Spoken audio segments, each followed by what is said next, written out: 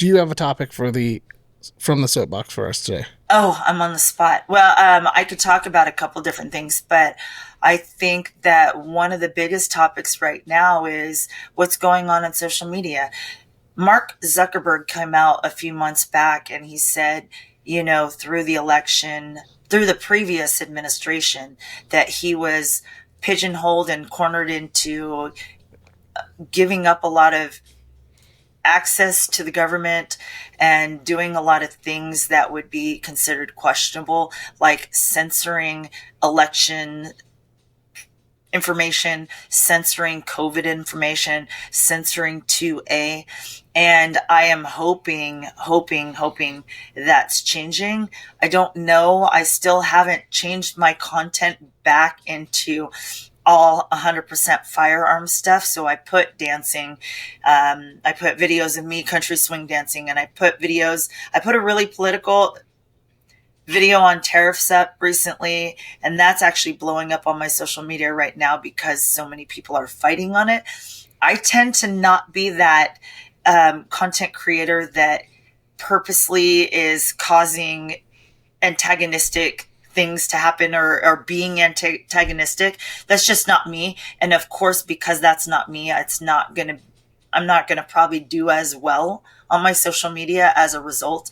But I did put that up because of everything that's going on with, Trump coming into office right now. So there's so much violence going on, which is crazy because if you look at it from our side of things, when conservatives, lose an election and have to, or do anything, when conservatives do anything, we handle things in a way calmer manner. Right now, people are, mad at Elon Musk. So they're blowing up Tesla dealerships and they're attacking people that own Teslas and putting out websites that dox Tesla users. That's not what we do.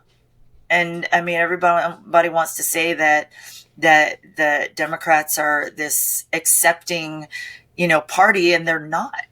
So, going back, I know I'm digressing and stuff, but going back onto social media is like, I am trying to just put good content out there, entertaining content, informational content, and it's not usually stuff that is antagonistic, but that seems to do the best. And unfortunately, Facebook and Instagram and TikTok, they allow that.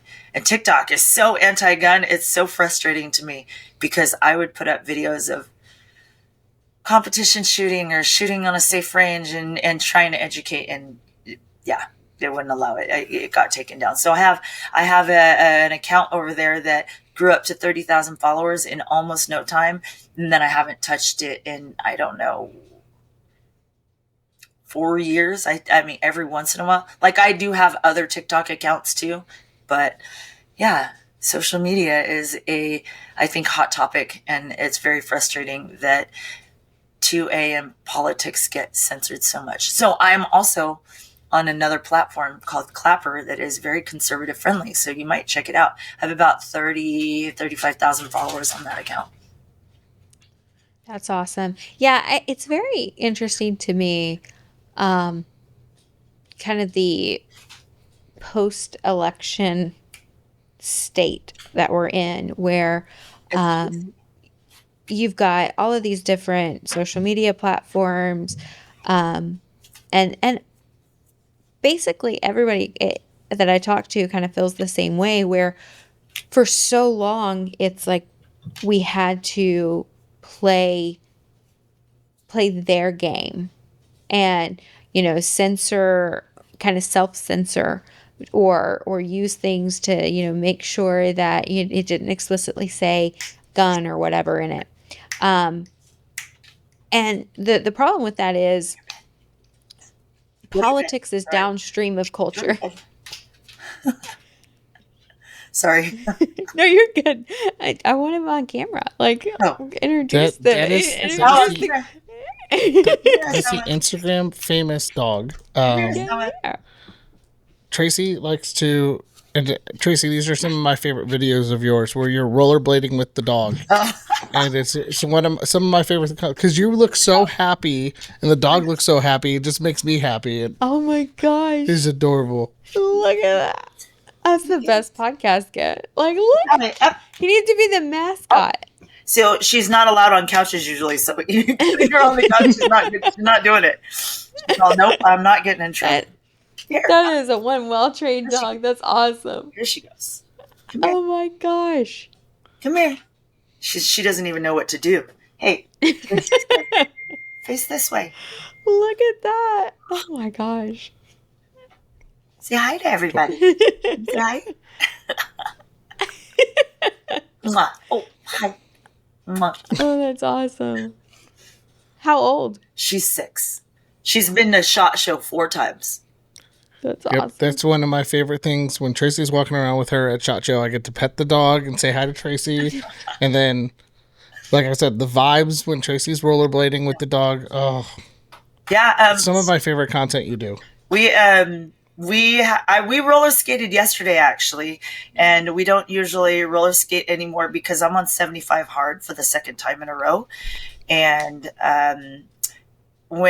especially now that it's getting hot, she can't do 45 straight minutes of roller skating, so I walk typically. Okay, get down, off. There we go. That's That was a Sawa. beautiful. I love puppies. Anyways, we digress. We went from being spicy to happy. And that's what dogs do to us. Wait a second. See it. Just those little ears pop up on the screen. I was like, introduce us to the bestest. The bestest girl. All right. I'm so sorry I got lost on her thought. I guess diving back in, for so long,